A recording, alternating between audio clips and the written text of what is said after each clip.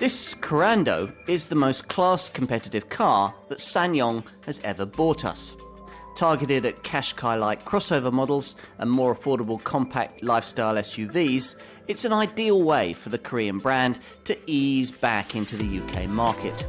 If you're looking for something inexpensive and a little different to the norm, it might well be worth a look. Think of a Korean car maker and it's a fair bet that you won't be thinking about this one. Which must be frustrating for SsangYong, since the company is actually one of the longest established of all the Asian brands. Recent years have seen all kinds of turmoil with the takeover by Indian conglomerate Mahindra and various ups and downs with the UK importers. Look beyond that though and you'll find a well-established business with a heritage that goes all the way back to 1950. Back then, one of this maker's most important models was badged Korando. It still is. Which makes this one of the longest serving models of all time. Despite that, it's a car that enjoys virtually zero recognition across the market segment in which it must compete. That for Qashqai-like crossover models and the soft-roading, lifestyle-orientated small SUVs that are just like them. Now, we're talking here about the budget end of this sector, so Kia Sportages and Hyundai iX35s are this car's competition rather than Toyota RAV4s and Honda CR-Vs. And 5-seat only models too, since that's what this is. So strike out comparisons with pricier budget brands' 7-seat options like, say, Chevrolet's Captiva. It's a part of the market in which you'd think even an unknown manufacturer might enjoy some success if it were able to offer a good-looking car with more power, greater interior space and more equipment than its rivals at a more affordable price. And that's exactly what's on the table here. This Korando offers smart Giugiaro styling, a purpose-designed 2-litre diesel engine that can be more powerful than anything else remotely comparable. For the first time in a SsangYong, a monocoque chassis for sensible school-run ride and handling, and a high specification at pricing that makes opposition models look needlessly expensive. On paper then, a great proposition, but then it would need to be to overcome the what on earth is it factor and enable this car to somehow gain a foothold against talented rivals in this tough market sector. Is it capable of doing just that? Let's find out.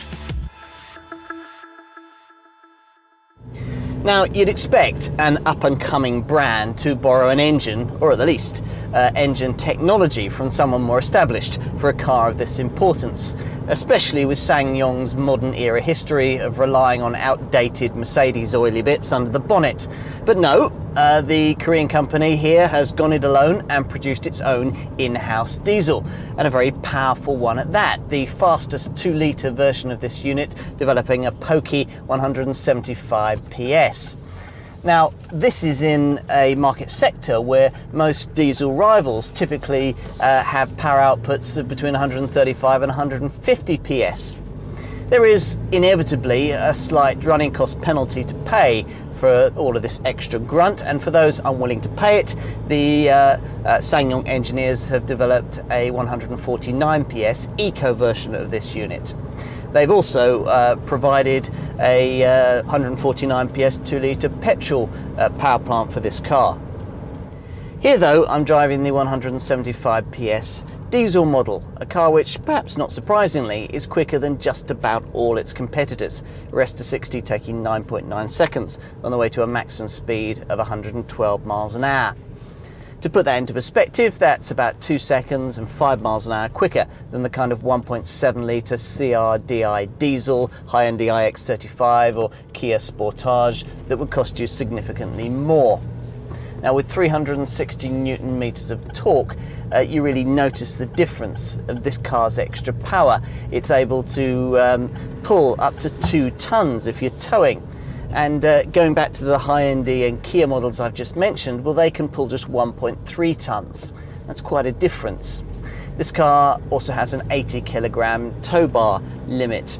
It is, in short, the most powerful towing car in its class, which will sell a significant number of people on this car right off the bat, whatever its other attractions. Now these kinds of people, towers and so on, will probably also want the torque on demand four-wheel drive system fitted to the top variant that I have here. It's one of those clever systems able to shunt torque, power around between the wheels depending on which one has most grip at any given time, so that power is always used most efficiently.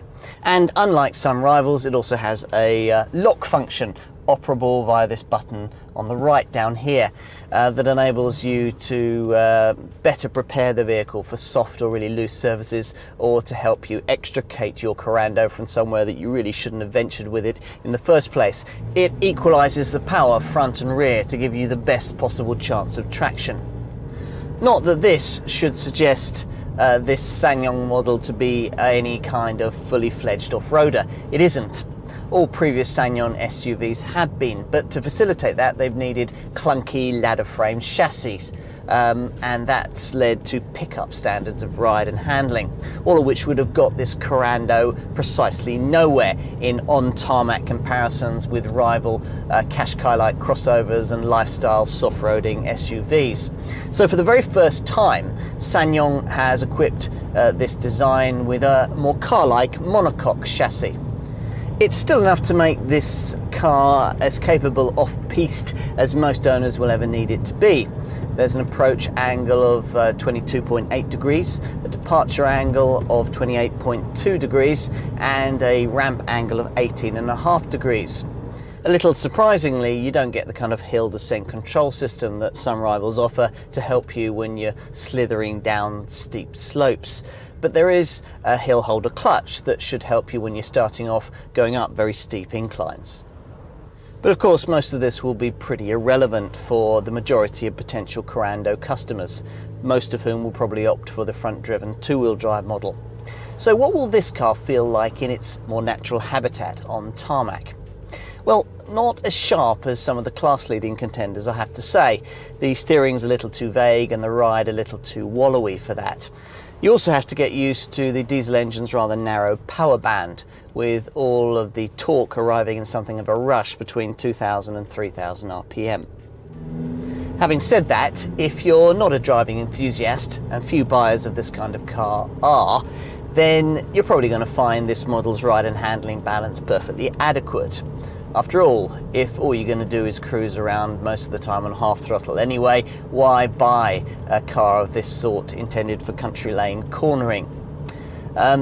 If you're of that kind of mindset, then you'll probably be the sort of person that would be most likely to want to specify the 6-speed automatic gearbox option, especially as the standard 6-speed manual can be a bit notchy. Refinement wasn't really a strong point of this car at its launch, but since then, SsangYong's engineers have worked hard to bring standards of NVH, that's noise, vibration and harshness, down to expected class levels. Known in Italy simply as Il Maestro, Giuseppe Giugiaro is quite simply one of the great automotive stylists of his generation, and in the clean, sculpted look of this Korando, there's certainly evidence of the master's deft touch.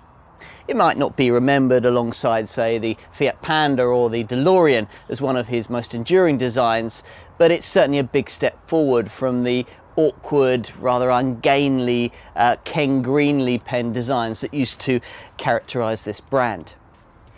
It's actually quite a handsome thing, with a squat stance, beefy wheel arch bulges, an artfully sculpted front end and a sharply rising belt line.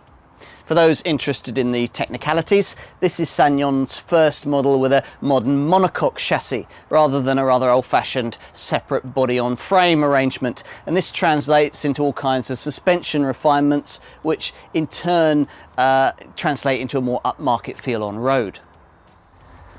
The rear end's cleanly styled too, with a rear spoiler designating four-wheel drive models like this one. The interior is also smartly crafted, if a little generic. Hide the badge on the steering wheel and few would be able to guess exactly what kind of car they were sitting in. Actually, come to think of it, perhaps in this case that's a good thing, because even with the aid of the SsangYong badge on the steering wheel, few would be able to identify this model.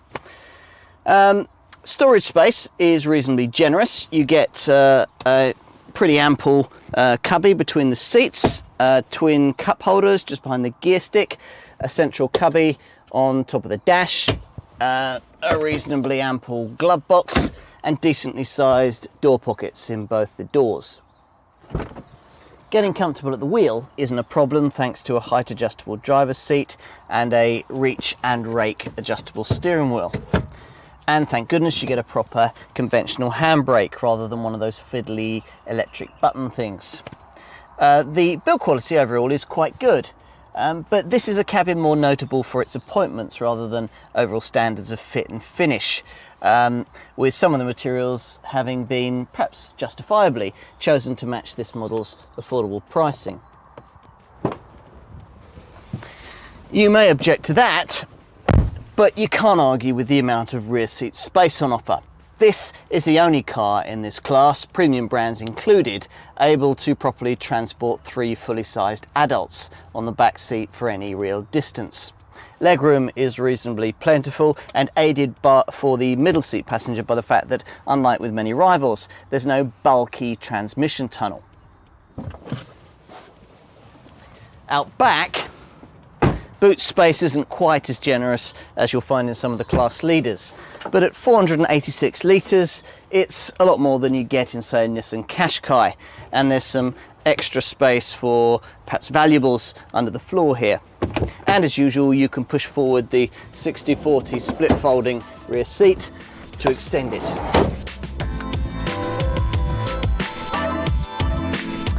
So, one 5-door, 5-seat body shape for which a range of 2-litre engines have been developed. These can drive either 2 or all 4 wheels depending on the model selected. There's a choice of either manual or automatic transmission and a selection of trim options at prices ranging between £17,000 and £23,000. That's the Korando proposition in a nutshell, but you might be wanting a little more detail than that. In which case, let me give you a bit of guidance based on the 2-litre 175 PS diesel variant that I'm trying here. That's the setup this car was launched with and the one that most UK customers will choose. So, assuming that it's this particular engine that you're looking at, then I'll tell you that most Korando buyers will want to find the £2,500 premium necessary to trade up from the entry-level S to the mid-spec ES model, at which point you also get the alternative of a 6-speed automatic gearbox. Now, all of that will get you 2-wheel drive Korando motoring. If you want the 4-wheel drive version, a car like the one I have here, then you have to give your SsangYong dealer an extra £2,000 over the cost of an ES model, for which you'll get in return not only the all-wheel drive system, but also EX badging and a rear spoiler to advertise its fitment to the outside world. There's also an automatic gearbox option at 4-wheel drive level. That then is the proposition. But the key question is, how does that stack up against tough opposition in the crossover and soft-roading compact SUV market sector? We're talking here of budget-minded models, of course. Cars similar in concept, but a lot pricier. Models like the Volkswagen Tiguan, the Ford Kuga, the Toyota RAV4 or the Honda CR-V. Those sorts of cars will be well beyond the means of the average SsangYong Korando buyer. So, what can he or she expect here? Well, before I answer that, here's some inside information for you on the world of motoring journalism. Most hacks are biased towards the brands that look after them, and most don't do their homework properly. This Korando is a case in point. Every review that I've read on this car castigates its pricing for being about the same as that of better established rivals. Well, that's rubbish for a start. At the bottom end of the Korando pricing spectrum, the S model at about £17,000 costs around £1,500 less than the least expensive 1.7 CRDI diesel versions of a Kia Sportage or a Hyundai iX35. And that's despite the fact that those two cars are at a massive 60 PS power disadvantage to this SsangYong, which means that they won't be able to tow or lug things around as easily. In fact, I'd challenge you to find another car of this kind with anything like this SsangYong's 175 PS output for much less than £20,000. To save you the trouble, I'll tell you that there aren't any. The closest soft-roading stroke crossover type diesel 5-seat alternatives I could find were Nissan's 130 PS 1.6 litre DCI Qashqai, which would cost you nearly £3,000 more, or Mitsubishi's 150 PS 1.8 litre diesel ASX, which would cost you nearly £4,000 more. Okay, so the base entry-level Korando is good value. But what if, as I have here, you want to order this SsangYong with four-wheel drive? Well, the importer's decision to offer this particular layout only with the top EX trim level means that the price in this case isn't quite as eye-catching, but it still manages to offer a level of value that no competitor can quite match. The asking price for this particular car at under £22,000 is better value than virtually anything else on the market, say perhaps a Skoda Yeti 2-litre TDI 4x4. And that's not much less expensive. It's a slightly smaller car and it's at a significant 40 PS power disadvantage.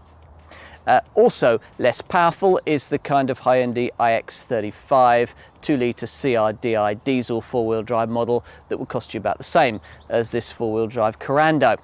And the issue of a lack of power also applies to the kind of Kia Sportage 2-litre CRDI four-wheel drive or Mitsubishi ASX 1.8 litre diesel four-wheel drive that will cost you around £1,500 more.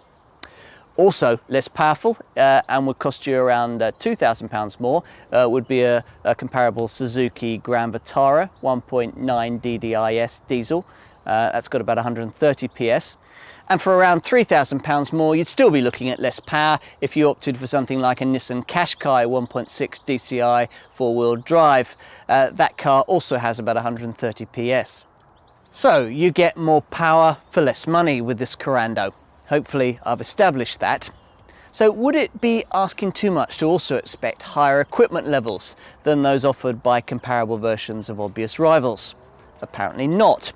All versions of this Korando get alloy wheels, roof rails, tinted glass, electric heated mirrors, rear parking sensors, all-round power windows, air conditioning, cruise control, a 6-speaker MP3 compatible Kenwood CD stereo with iPod and Bluetooth connectivity and controls on the leather stitched steering wheel. You also get hill start assist to stop you drifting backwards on uphill junctions, a Thatcham Category 1 alarm and to help you at night, puddle lights that shine down from the door mirrors and headlamps that stay on just long enough to guide you to your front door. Opt for an all-wheel drive EX model like the one I have here and the kit tally grows substantially. You can expect to find leather seats that are heated front and rear and electrically operated for the driver, climate control, a sunroof, power folding mirrors, privacy glass, larger alloy wheels and that rear spoiler. Whichever Korando model you choose, there are only really 3 main options: a tow bar, metallic paint and an upgraded Kenwood stereo system with or without satnav. Safety wise, you can expect to find twin front, side and curtain airbags along with anti-whiplash head restraints and Isofix child seat fastenings. To try and make sure that hopefully you'll never have to use any of this stuff, there are the usual electronic driving aids. That means anti-lock brakes with electronic brake force distribution to make them more effective, and also the ESP stability control setup with ARP anti-rollover protection. At first glance, the fuel and CO2 returns recorded by this Korando, at least in top 2-litre diesel form, lag a little behind those of obvious rivals, even if you opt for the 2-wheel drive version that many customers will want. That's at first glance, but you need to take a second look because there's a reason for that. In top diesel form, after all, this car produces around 30% more power than its most obvious rivals can manage. And viewed in that light, the 47.1 miles to the gallon combined cycle fuel figure of the 2-wheel drive top diesel Korando, the 175 PS one, well, it's really not too bad. It's only fractionally behind 2-wheel drive diesel versions of obvious rivals like the Hyundai iX35, the Kia Sportage and the Mitsubishi ASX. The CO2 return recorded by this Korando isn't quite as close to the class norm. The two-wheel drive 2-litre diesel 175 PS model manages 157 grams per kilometre. Mind you, that's no worse than something like Toyota RAV4 2.2 D4D, and you can get the CO2 figure down anyway by opting for the eco version of this Korando in 2-litre diesel form, the 149 PS model, and with two-wheel drive that particular variant records 147 grams per kilometre of CO2. So that's the two-wheel drive story. But many buyers, probably understandably, will struggle to see the point of buying a car of this kind with just two driven wheels. So what kind of penalty will the imposition of four-wheel drive bring to the running cost proceedings? Well, not too onerous is the answer. Let's take the car that I'm driving here. It's got the top 175 PS 2-litre diesel engine, and it's got four-wheel drive, and it manages 44.1 miles to the gallon on the combined cycle and puts out 169 grams per kilometre of CO2. If you want to improve those figures, then opting for the 149 PS 2-litre diesel eco version means you'll get 47.9 miles to the gallon on the combined cycle and 157 grams per kilometre of CO2. And that latter figure is really important because it means that this particular variant can dip under the all-important 160 grams per kilometre of CO2 company car tax banding level. Bear in mind though that whatever engine you opt for in this car, specifying it with the 6-speed automatic gearbox is going to hit you in the wallet region when it comes to running costs. For the two-wheel drive 175 PS diesel model, you're looking at 38.7 miles to the gallon on the combined cycle and 194 grams per kilometre of CO2. If you specify the same car with four-wheel drive and the automatic gearbox, you're looking at 37.7 miles to the gallon on the combined cycle and 199 grams per kilometre of CO2. Finally, for the sake of completeness, I'll give you the figures for the minority interest 2-litre petrol model. In two-wheel drive, it'll give you 37.6 miles to the gallon on the combined cycle and put out 175 grams per kilometre of CO2. If you have it as a four-wheel drive, it'll record 34.3 miles to the gallon on the combined cycle and put out 192 grams per kilometre of CO2. What else? Residual values? Well, they're a bit of an unknown at present, but they won't be as good as those of obvious rivals. You'll need to factor that against this car's better value proposition up front and the very impressive 5-year limitless mileage warranty that it offers. Insurance groupings, you're looking at group 19 on the 1 to 50 grouping scale for the top 2-litre diesel version I'm driving here. It's hard to think of a car maker that has come so far so quickly as SsangYong. This Korando is the best thing the company makes and feels a million miles and 20 years better than its immediate predecessor. Yes, as the brand itself would admit, this remains a work in progress. But the signs are with this car that the marque is learning very quickly just what European customers really want. Already when it comes to things like pulling power, rear passenger space and sheer value for money, this Korando can take on and in some cases beat the best of its competitors in the crossover and soft-roading compact SUV sector. It's better off-road than many of them too. If in future it could be a little sharper to drive with a little extra running cost efficiency and interior quality thrown in, then established rivals really would have something to fear. Even as it stands though, this SsangYong is a difficult option to ignore if you need a car of this kind to tow, to regularly transport 5 and to offer plenty of kit on a tight budget. You'll just have to get used to explaining to people what it is. And who knows, you might end up suggesting that they try one.